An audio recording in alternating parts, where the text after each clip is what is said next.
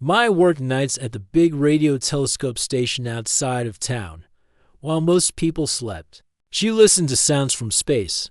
Her job was to catch signals that might come from other planets, other worlds where smart beings might live. It was quiet work, but she loved it. The stars felt more real to her than the people in her small desert town. At 28, Maya had given up on finding love in normal places. She tried dating apps, going to bars, meeting guys through friends. But every man she met felt so ordinary, so boring. They talked about sports, money, and weekend plans. None of them understood why she stayed up all night looking for life beyond Earth. None of them got excited about the mysteries of the universe like she did. Her coworkers always joked that she was waiting for aliens to come and take her away. Maya would laugh, but deep down, she wondered if they were right. Maybe Earthmen just could not give her what she needed. Maybe she needed someone who understood bigger things, deeper things. The pattern started 3 years ago with Tom. He ran a blog about government secrets and flying saucers. Maya met him at a conference about strange lights in the sky. He was tall, serious, and spoke with such passion about hidden truths that Maya felt her heart race. Finally, someone who thought like her, someone who wanted answers to big questions. Their first few dates were magical. They would drive out to dark, places where the stars shone brightest. Tom would point to different parts of the sky and tell stories about alien visitors. He claimed he had seen ships with his own eyes. Maya felt like she was living in a movie. Not her boring real life, but something strange happened after 2 months.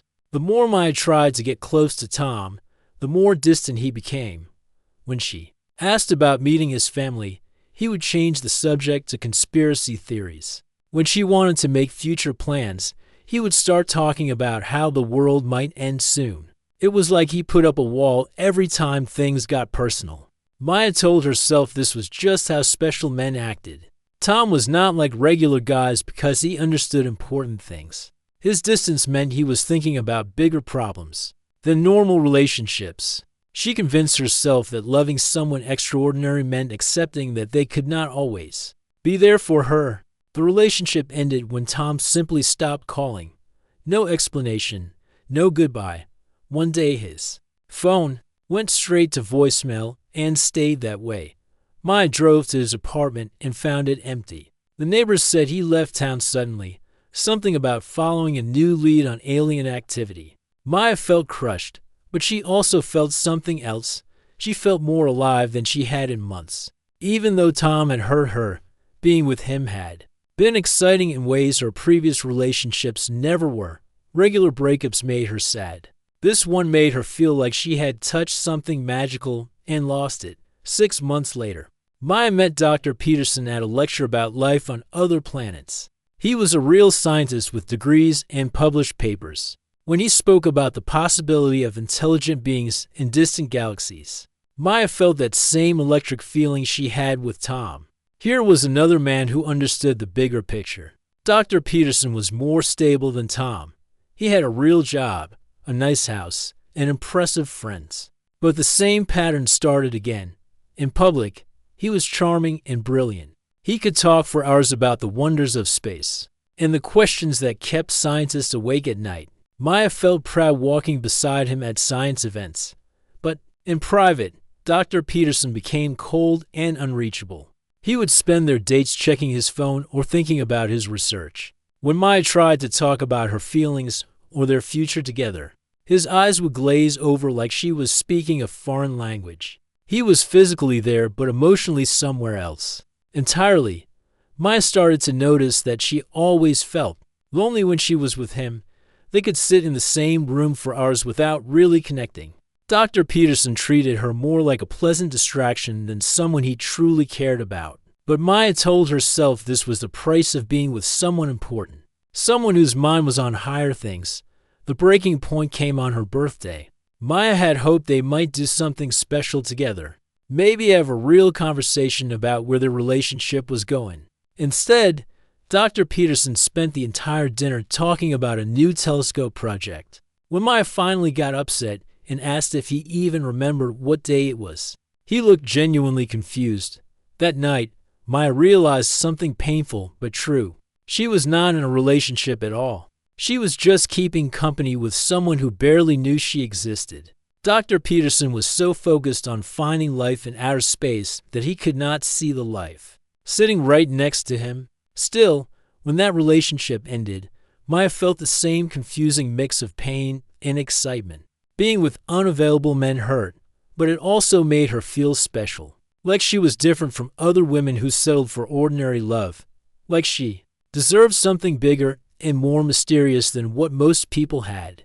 Maya started to see a pattern in the men she chose, but she could not understand what it meant yet. She just knew that regular guys felt boring, while distant and mysterious men made her heart race. She was looking for someone who could match the wonder she felt when she looked at the stars. What Maya did not realize was that she was not really looking for love at all. She was looking for an escape from the scary, messy, real work of actually letting someone know her completely. The men she chose were safe because they could never truly reach her heart, and somewhere deep down, that was exactly how she wanted it. Maya thought she had learned her lesson after Dr. Peterson. She promised herself she would try dating normal guys for a while. Maybe her friends were right. Maybe she needed to give ordinary men a real chance. But ordinary felt so empty after touching something that seemed magical. Then she met Kevin at a conference about unexplained mysteries. He was giving a presentation about his encounters with beings from other worlds. Kevin was different from the other men she had dated. He did not just study these things or theorize about them. He claimed to actually communicate with advanced life forms from distant star systems. Kevin had this confident way of speaking that made everything sound possible. He would look right into Maya's eyes and describe conversations he had with entities. During meditation, he talked about receiving messages through dreams and visions. According to Kevin, these beings had chosen him to help prepare Earth for a new age of understanding. Maya felt like she had found what she was always looking for. Here was a man who did not just think about other worlds, he actually connected with them. She felt special being chosen by someone who was chosen by higher beings. It was like being part of some cosmic love story. Kevin lived in a small apartment behind his mother's house, but he called it his research center. The walls were covered with star charts, strange symbols, and photographs of lights in the sky. He had expensive equipment for recording his communication sessions. Maya was impressed by how serious he was about his work. Their first few months together felt like living in a completely different reality. Kevin would wake up at 3 in the morning and say the beings were calling him. Maya would sit quietly while he meditated and spoke to invisible entities. He would translate their messages for her, telling her about coming changes in the world and how important their relationship was to the cosmic plan. Slowly, Kevin started making rules about how they should live. The beings had told him certain foods blocked spiritual communication, so Maya had to change her entire diet. They could not go to restaurants anymore because the energy was wrong. Maya had to throw away half her clothes because Kevin said the colors were not aligned with higher frequencies. Maya found herself spending all her free time and money supporting Kevin's research. He convinced her to buy special crystals, expensive recording equipment, and rare books about alien contact. When Maya's savings started running low, Kevin said the beings told him this was a test of her commitment to their mission. Her friends started expressing concern, but Kevin had an answer for everything. He said people who did not understand their work would try to pull them apart. Anyone who questioned their lifestyle was simply operating on a lower spiritual level.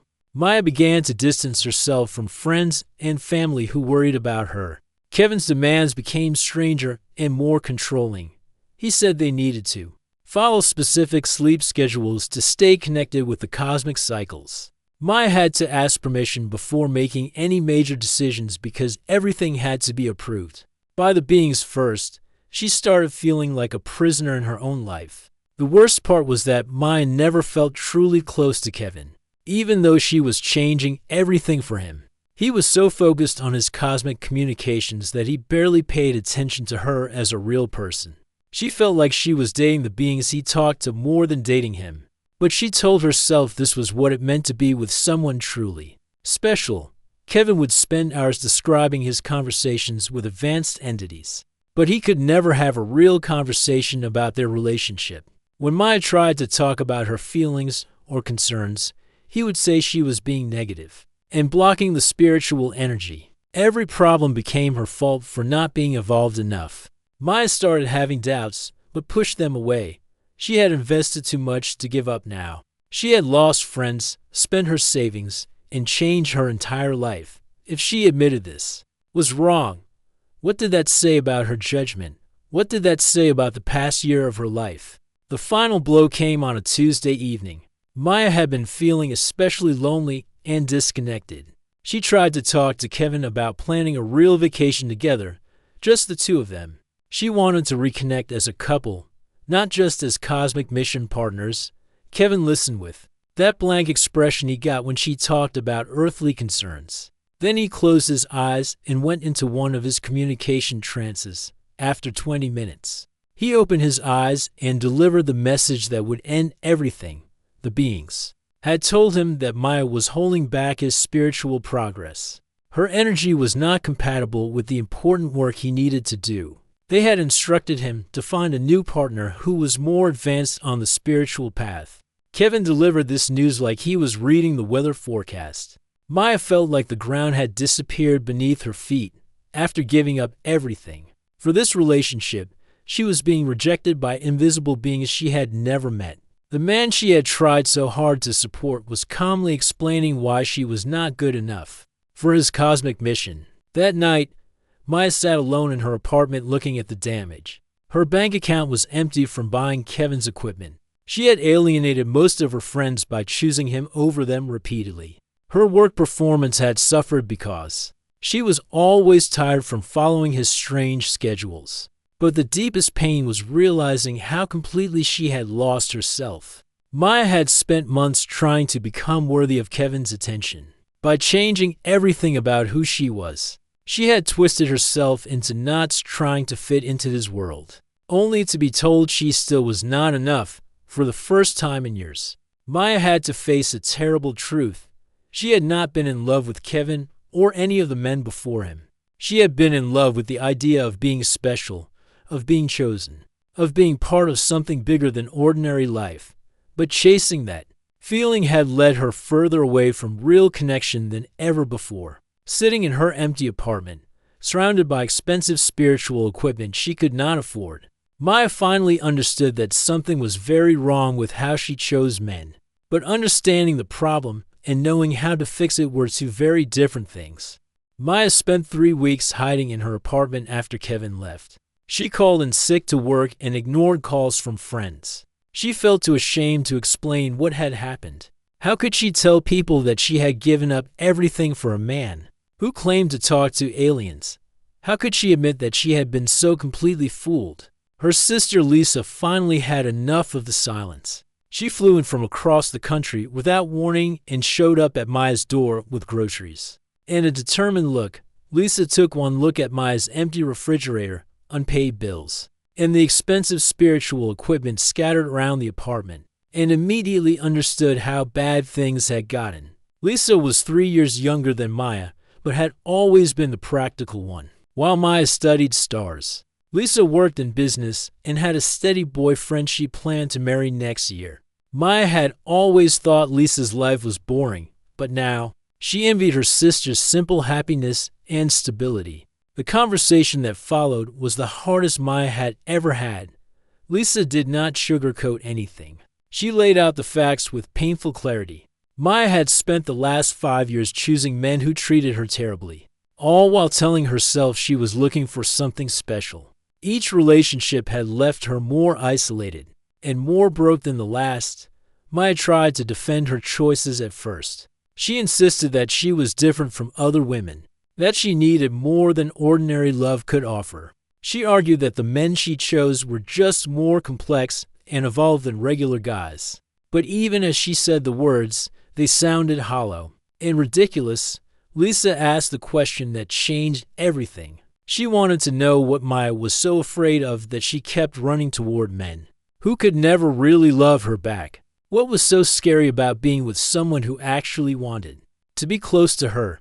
Maya could not answer at first. The question hit something deep inside her that she had been avoiding for years. But as they talked through the night, pieces started falling into place. Maya began to see patterns she had never noticed before. Every man she had chosen shared the same basic trait. They were all emotionally unavailable in different ways. Tom disappeared into conspiracy theories. Dr. Peterson hid behind his work. Kevin used spiritual beliefs to avoid real intimacy. They all kept her at a safe distance while making her feel like the problem was with her. Maya realized she had been attracted to this distance all along. These men felt exciting precisely because she could never fully have them. Chasing someone who stayed just out of reach gave her all the drama and intensity of love without the risk of actually being vulnerable with another person. Lisa helped Maya trace this pattern back to their father. He had been a brilliant engineer who worked on space projects, but he was never emotionally present at home. Maya remembered spending her childhood trying to get his attention, trying to prove she was smart enough and interesting enough to matter to him. She had learned that love meant pursuing someone who was always focused on something more important than her. The realization was painful, but also liberating.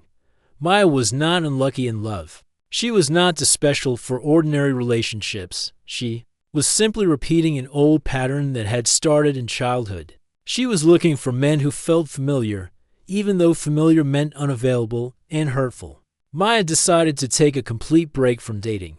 She needed to figure out who she was when she was not trying to win over some distant man. She had spent so many years focused on being worthy of unavailable partners that she had forgotten what she actually wanted from a relationship. The first step was rebuilding the friendships she had damaged. Maya had to make difficult phone calls and apologize to people she had pushed away. Some friends welcomed her back immediately. Others needed time to trust that she would not disappear again. The next time a mysterious man showed interest in her, Maya also started seeing a counselor who specialized in relationship patterns. Therapy was harder than she expected. It meant looking at uncomfortable truths about herself and taking responsibility for choices she had made. But it also meant understanding that her problems were not unusual or unfixable. In therapy, Maya learned about attachment styles and how childhood experiences shape adult relationships. She discovered that many people unconsciously choose partners who recreate familiar dynamics, even when those dynamics are unhealthy. Understanding this helped Maya feel less ashamed of her past choices and more hopeful about making different ones in the future. Maya began exploring interests that had nothing to do with space or mysteries. She took a cooking class and discovered she enjoyed creating meals for friends. She joined a hiking group and found peace in walking through forests. Instead of always looking up at stars, she volunteered at a local animal shelter and felt good about helping creatures who needed simple, practical care. Slowly, Maya started appreciating ordinary pleasures she had always dismissed as boring. She enjoyed lazy Sunday mornings reading regular books instead of cosmic theories. She found comfort in routine conversations with coworkers about everyday topics. She began to see that normal life was not empty or meaningless. It was just different from the dramatic intensity she had mistaken for real connection. The hardest part of healing was learning to be alone without feeling desperate for a relationship. Maya had to sit with loneliness and anxiety without running toward the first exciting but unavailable man who showed interest in her. She practiced saying no to her old impulses and yes to slower, steadier ways of living. After 6 months of this work, Maya felt like a different person. She still worked with radio telescopes and still found space fascinating. But her relationship with these interests had changed. She was not using them to escape from human connection anymore. She was studying the universe as one part of a full, grounded life. Maya knew she was ready to try dating again when the thought of meeting someone kind and available felt more appealing than meeting someone mysterious and distant. She wanted a partner who would be present for both the exciting moments and the quiet, ordinary ones. She was finally ready to let someone really see her and love her, not just the version of herself she created to win unavailable hearts. The woman who had once believed only cosmic love could satisfy her was about to discover that the most extraordinary thing of all might be finding someone who simply, truly wanted to be with her. Maya had been single for 8 months when she met Alex at the most ordinary place possible, the Department of Motor Vehicles. She was there to renew her driver's license. Dreading the long wait and paperwork, the last thing on her mind was meeting someone new. The DMV was packed that Tuesday morning. Maya took her number and settled in for what she knew would be a long wait. She brought a book about black holes, thinking she could use the time productively, but she kept getting distracted by a man sitting 2 rows ahead of her. He was there with an elderly woman who seemed confused by all the forms she needed to fill out. Maya watched as he patiently explained each section to her, his voice gentle and encouraging. When the woman got frustrated and started tearing up about her vision test, he reassured her that they had plenty of time and offered to help her practice. Reading the eye chart, Maya found herself forgetting about her book entirely. She had never seen a stranger show such genuine kindness to someone who was not even family. Most people at the DMV looked annoyed just to be there. This man was treating the whole experience like an opportunity to help someone have a better day. When the elderly woman's number was finally called, the man walked with her to the counter. Maya heard him tell the clerk that Mrs. Rodriguez was his neighbor, and that he would be glad to help translate anything she did not understand. The clerk seemed grateful for his patience, too. After Mrs. Rodriguez finished her business, she hugged the man like he was her own son. Maya heard her thanking him over and over in a mix of English and Spanish. He just smiled and said he was happy to help, that his grandmother would want someone to do the same for her. Maya's number was called right after Mrs. Rodriguez left. As she walked to the counter, the helpful man was gathering his things to leave. Their eyes met for a moment, and he gave her a friendly smile. Maya felt something flutter in her chest, but it was different from the electric excitement she used to feel with unavailable men. This felt warm and safe instead of dramatic and intense. She almost let him walk away. The old Maya would have convinced herself that a man who was that kind and normal could never be interesting enough for her, but something made her speak up just as he reached the door. Maya called out a simple thank you for being so patient with Mrs. Rodriguez. She said it had been really nice to watch someone be so caring to a stranger. Alex stopped and turned around, looking genuinely surprised that anyone had noticed. They ended up talking in the parking lot for 20 minutes. Alex was a middle school science teacher who coached baseball on weekends. He lived in a small house 10 minutes from the school, so he could walk to work most days. He had never seen a UFO, never meditated to contact other worlds, and thought the most mysterious thing in the universe was trying to explain gravity to 7th graders by Maya's old standards. Alex should have been completely boring, but something about his easy laugh and the way he really listened when she talked made her want to keep the conversation going. When he asked if she would like to get coffee sometime, Maya surprised herself by saying yes immediately. Their first date was at a small cafe near the school where Alex worked. He told her stories about his students that made her laugh until her sides hurt.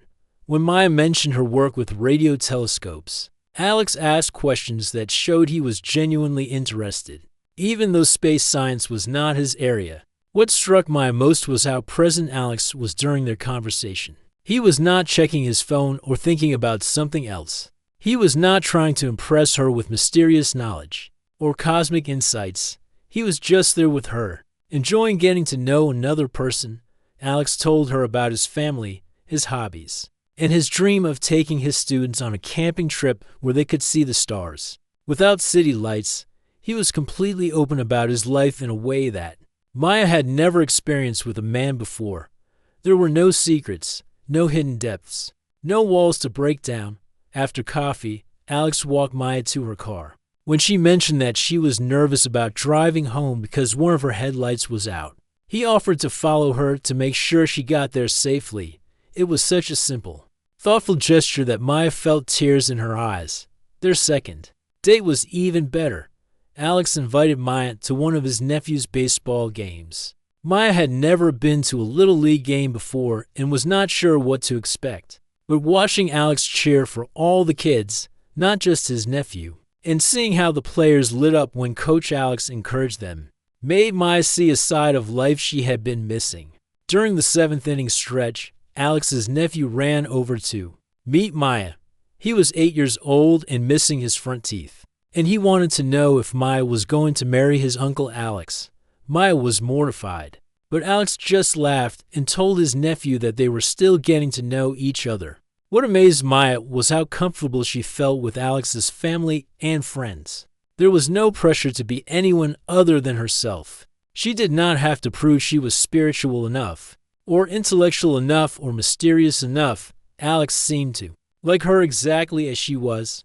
On their third date, Alex cooked dinner at his house. Maya offered to help, but he insisted she just relax and let him take care of everything. Halfway through cooking, he burned the chicken badly enough that the smoke alarm went off. Instead of getting upset or embarrassed, Alex opened all the windows, ordered pizza, and laughed about his cooking skills. Maya realized she was seeing something she had never experienced before. A man who could handle problems without drama, who could laugh at himself when things went wrong, and who cared more about spending time with her than appearing perfect. As they sat on his couch eating pizza and talking about their childhoods, Maya felt a kind of peace she had never known in a relationship.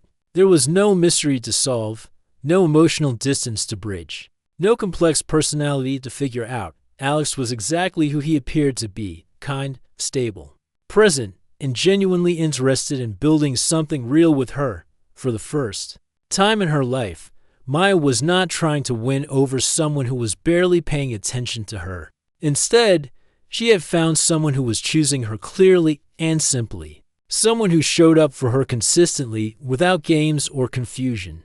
It was so different from everything she thought she wanted that it took her breath away. 1 year after meeting Alex at the DMV, Maya found herself facing a choice she never thought she would make. Alex had asked her to move in with him, and for the first time in her adult life, the idea of sharing a future with someone felt exciting instead of scary. The old Maya would have found a dozen reasons why living together was too ordinary, too predictable, too much like settling for less than cosmic love. But this Maya had learned the difference between settling and choosing wisely. Alex was not a compromise. He was everything she had actually needed all along. Moving in together was surprisingly easy. Alex made space for Maya's telescope equipment and never complained when she wanted to spend clear nights outside looking at stars. Maya helped Alex set up a better sound system for his baseball practice videos and learned to love the sound of his alarm going off early for school. They developed routines that felt natural instead of forced. Maya would make coffee while Alex walked their neighbor's dog. Alex would cook breakfast while Maya checked weather reports for good stargazing nights. They found ways to blend their different interests without either person having to change who they were. 6 months after moving in together, Alex did something that completely surprised Maya. He planned an elaborate proposal that combined both of their worlds. In the most thoughtful way possible, he arranged for them to visit the big observatory, where Maya had always dreamed of working, and he proposed to her there under a sky full of stars. But what made the proposal special was not the romantic setting. It was the speech Alex gave her. He told Maya that he had watched her love the stars for their beauty and mystery, and that he had fallen in love with her the same way. He said he did not need to understand every corner of the universe, as long as he got to explore life with her. Maya said yes before he even finished asking the question. Standing there under the night sky with a man who loved her exactly as she was, Maya felt like she had finally found her place in the universe. It was not among distant stars or alien worlds. It was right here on Earth with someone who chose her every single day. Planning their wedding revealed how much Maya had changed. She wanted something simple and meaningful instead of dramatic and unusual. They decided to get married in Alex's family's backyard, surrounded by people who actually knew and cared about them as a couple. Maya's father flew in from his new job across the country. She had been nervous about him meeting Alex, worried that her dad would find him too ordinary or not accomplished enough. But watching them talk about Maya's work and Alex's students, she realized her father was just a regular person doing his best. not the mysterious and unreachable figure she had built up in her mind. The wedding day was perfect in ways Maya never could have imagined when she was younger. There were no cosmic themes or mysterious elements, just two people promising to love each other through ordinary life, surrounded by friends and family who supported them. Maya's sister Lisa gave a speech that made everyone laugh and cry. She talked about watching Maya search for love in all the wrong places, and how happy she was to see her sister finally find someone who appreciated her beautiful, curious heart. Lisa said Alex was not the man Maya thought she wanted, but he was exactly the man Maya deserved. After the wedding, Maya and Alex settled into married life with surprising ease. Maya kept her job at the radio telescope station, but her relationship with the work changed completely. She was no longer using her interest in space as an escape from human connection. Instead, she shared her discoveries with Alex, who found her passion infectious even though he did not share her technical knowledge. Alex would sometimes join Maya for stargazing nights, bringing hot chocolate and asking questions about what they were looking at. He could not tell one constellation from another, but he loved watching Maya get excited about meteor showers and planet alignments. His genuine interest in her happiness made Maya feel more understood than she ever had when dating men who shared her obsessions. Maya also discovered new interests through Alex's world. She started helping with his baseball team, keeping score during games, and organizing team snacks. She had never thought she would care about sports, but seeing how much joy Alex brought to his players made her want to be part of that positive impact. The most surprising change was how Maya felt about her childhood and her father. Through therapy and her relationship with Alex, she began to understand that her father's emotional distance was about his own limitations, not about her worth. She stopped trying to win his approval and started appreciating the effort he had made to be present in his own way. 2 years into their marriage, Maya realized she rarely thought about aliens or cosmic connections anymore. Not because she had lost her sense of wonder, but because she had found wonder in everyday human love. Waking up next to someone who was genuinely happy to see her each morning felt more magical than any mysterious encounter with distant beings. When friends asked Maya what changed, she would tell them that she finally learned the difference between excitement and love. Excitement came from chasing people who kept her guessing, who made her fight for their attention, who felt dangerous and unpredictable. Love came from being with someone who showed up consistently, who made her feel safe to be herself, who chose her clearly and without games. Maya's story became an example for other women who found themselves attracted to unavailable partners. She would tell them that the most extraordinary love is not dramatic or mysterious. It is steady, present, and real. It is finding someone who sees you completely and loves what they see. Someone who makes ordinary moments feel special just by sharing them with you. Looking back, Maya realized she had spent years searching the sky for signs of intelligent life, while ignoring the intelligent, loving person who was right there on Earth waiting to build a real life with her. The aliens never came to rescue her from loneliness, but something much better happened. She learned to rescue herself and found someone who wanted to walk through life beside her, exploring both the mysteries of the universe and the simple joys of human connection. Maya had finally found her home, and it was not in some distant galaxy. It was in the arms of someone who loved her with both feet firmly planted on the ground.